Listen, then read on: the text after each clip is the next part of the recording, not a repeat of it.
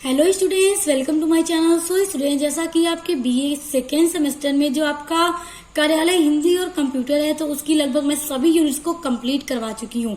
उसके अलावा जितने भी आपके इम्पोर्टेंट टॉपिक हैं आपके सभी यूनिट्स के, उनको भी मैं लगातार अपलोड कर रही हूँ, जिनके थ्रू आप अपने एग्जाम की तैयारी को काफी बेटर बना सकते हैं।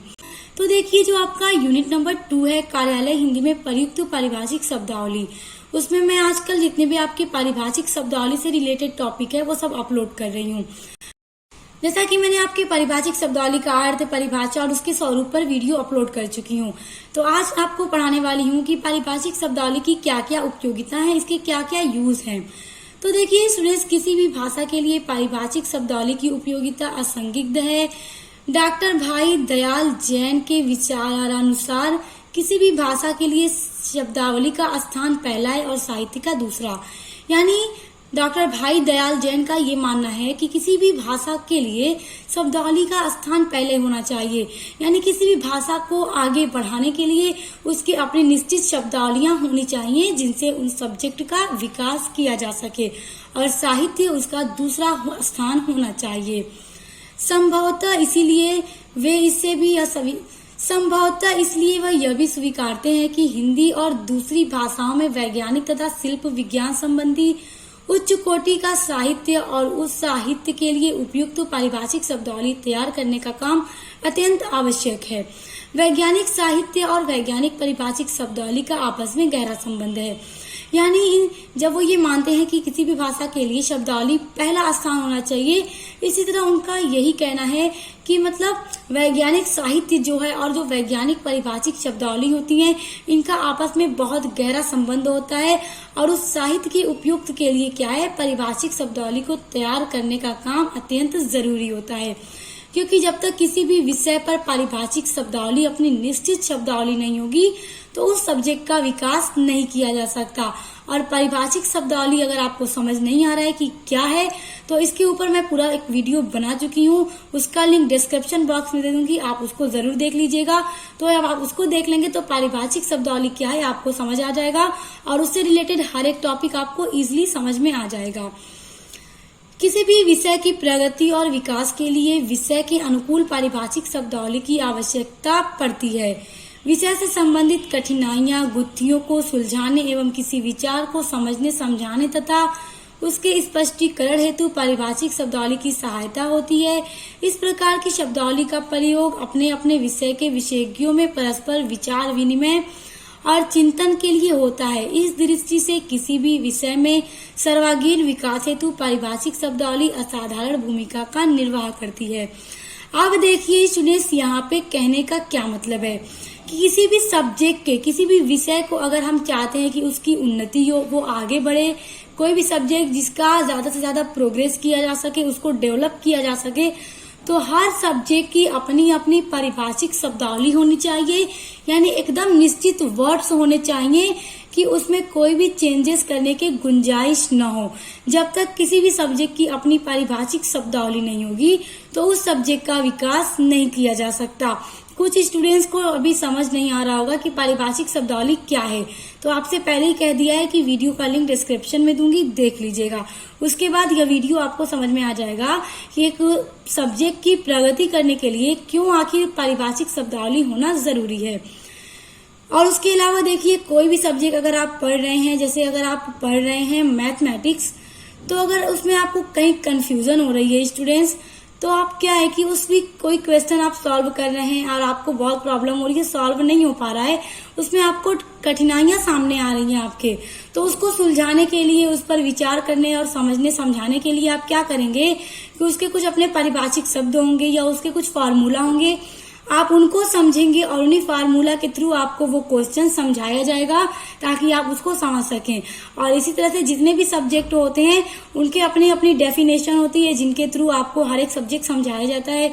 जैसे फिजिक्स हो गया, केमिस्ट्री हो गया, पॉलिटिकल साइंस हो गया, दर्शन शास्त्र हो गया, हर एक सब्जेक्ट की अपनी अपनी परिभाषा होती है, जिस परिभाषा में हम कोई भी परिवर्तन नहीं कर सकते। तो इसका क्या मतलब है कि हर एक सब्जेक्ट का अपना अपना निश्चित मतलब परिभाषा होनी चाहिए, शब्दावलियां होना चाहिए, जिनसे उनमें आने वाली परेशानियों को समझा जा सके, उनको समझाया जा सके किसी को। आज का युग विज्ञान और प्रौद्योगिकी का युग है। विज्ञान की नई उपलब्धियों का साक्षात्कार, उद्योगों के विस्तार तथा विभिन्न ज्ञान शाखाओं में निरंतर विकसित होती ज्ञान चेतना तथा बढ़ते हुए चिंतन से समुचित परिचय करने कराने एवं पारस्परिक संवाद और विशिष्ट संप्रेषण के लिए सामान्य अथवा साधारण भाषा अपर्याप्त तथा असमर्थ होती है।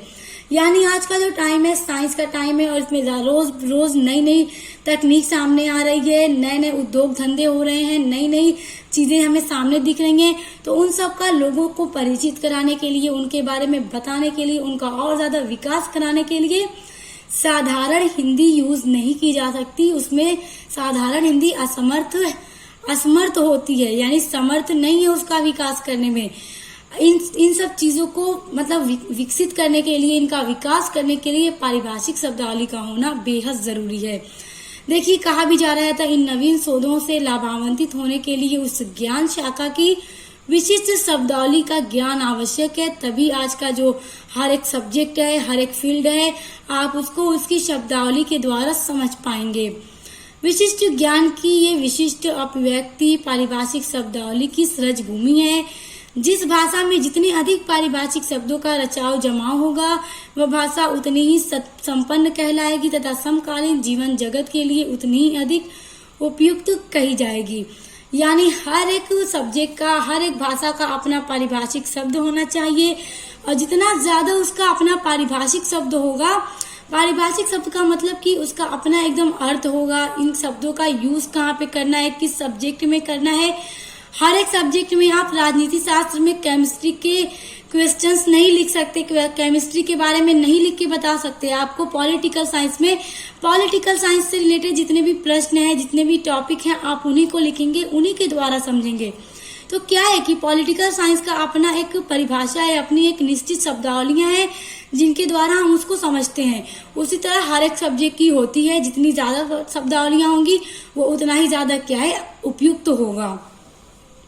डॉक्टर महेंद्र चतुर्वेदी के शब्दों में किसी भी भाषा में समुचित पारिभाषिक शब्दावली की उपस्थिति उस भाषा वर्ग के बौद्धिक उत्कर्ष एवं संपन्नता की परिचायक होती है और उसका अभाव बौद्धिक दरिद्रता का। हिंदी के संदर्भ में विशेष रूप से उसके राजभाषा बनने के बाद पारिभाषिक शब्दावली की आवश्यकता एवं अनिवार्यता और अधिक बढ़ गई। यानी हिंदी जब से राजभाषा बनी है तो उसकी जो पारिभाषिक शब्दावली है उसकी आवश्यकता और भी ज्यादा बढ़ गई और उसकी अनिवार्यता और भी अधिक हो गई, यानी इसकी जरूरत और भी ज्यादा पड़ने लगी। औद्योगिक क्षेत्र की अंग्रेजी पारिभाषिक शब्दावली के स्थान पर राष्ट्रीय स्वाभिमान, भारतीय अस्मिता की प्रतिष्ठा तथा मानसिक गुलामी से मुक्ति के लिए एवं ज्ञान विज्ञान के विभिन्न अनुशासनों के अध्ययन अध्यापन के लिए उनकी पारिभाषिक शब्दावली का हिंदी में होना आवश्यक हो गया।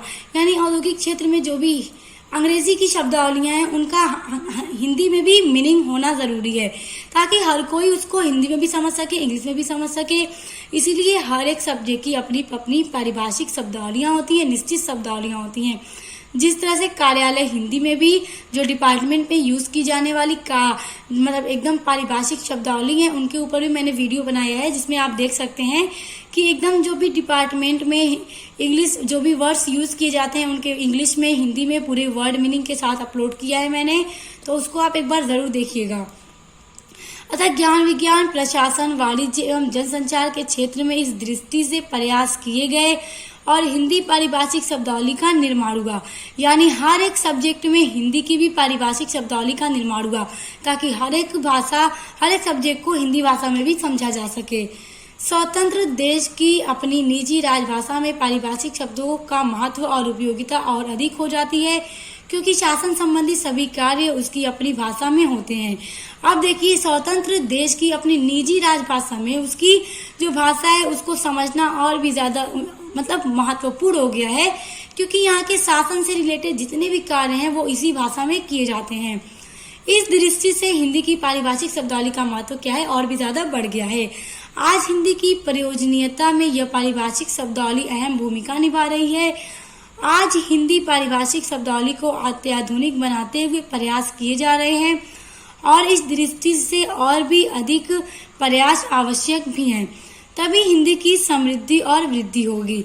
यानी जितने भी प्रयास किए गए हैं हिंदी को और भी ज्यादा आगे बढ़ाने में, उसी तरह से और भी ज्यादा प्रयास अगर किए गए तो आज के कुछ सालों बाद हिंदी का विस्तार और भी बड़ा होगा और इसे बड़े पैमाने पर यूज किया जाएगा। हिंदी में इस कार्य को काशी नागरी प्रचारित सभा, बनारस विश्वविद्यालय, गुरुकुल कानगड़ी, भारतीय भाषा परिषद, हिंदी साहित्य सम्मेलन, हिंदुस्तानी प्रचार सभा, डॉक्टर सुख संपत्ति राय भंडारी, डॉक्टर रघुवीर और भारत सरकार द्वारा किया गया। यानी इस कार्य को इन सभी के द्वारा किया गया है। इस संबंध में रोचक बात यह है कि देश में पारिभाषिक शब्दावली के निर्माण, कामकाजी हिंदी से जुड़े हुए व्यवस्थित कार्य किए गए और प्रयास हो रहा कि उनके द्वारा निर्मित शब्द भारतीय भाषाओं में खप सकें। यानी यह इस संबंध में सबसे रोचक बात यह है कि देश में पारिभाषिक शब्दावली के निर्माण में कामकाजी हिंदी से जुड़े हुए व्यवस्थित कार्य किए गए हैं और यही प्रयास किया जा रहा है कि उनके द्वारा ये निर्मित शब्द भारतीय भाषाओं में खप सकें।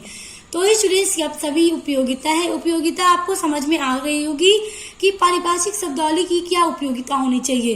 यानी हर एक जो औद्योगिकी हो रही है, ज्यादा से ज्यादा तकनीकी आ रही है, हर सब्जेक्ट का विकास अगर किया जाना है, हम चाहते हैं कि हर एक विषय आगे बढ़े, उसका विकास हो, उसकी प्रगति हो, तो हर एक सब्जेक्ट की अपनी अपनी ज्यादा से ज्यादा निश्चित पारिभाषिक शब्दावलियों का होना बहुत जरूरी है।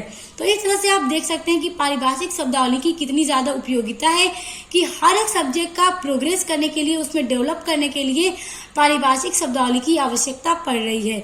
और पारिभाषिक शब्दावली अगर आपको नहीं समझ में आ रहा कि क्या है, तो लिंक जो मैं आपको डिस्क्रिप्शन में दूंगी उसको एक बार जरूर देख लीजिएगा, आपका हर एक डाउट क्लियर हो जाएगा और पारिभाषिक शब्द की उपयोगिता आपको बहुत अच्छे से समझ में आ गई होगी।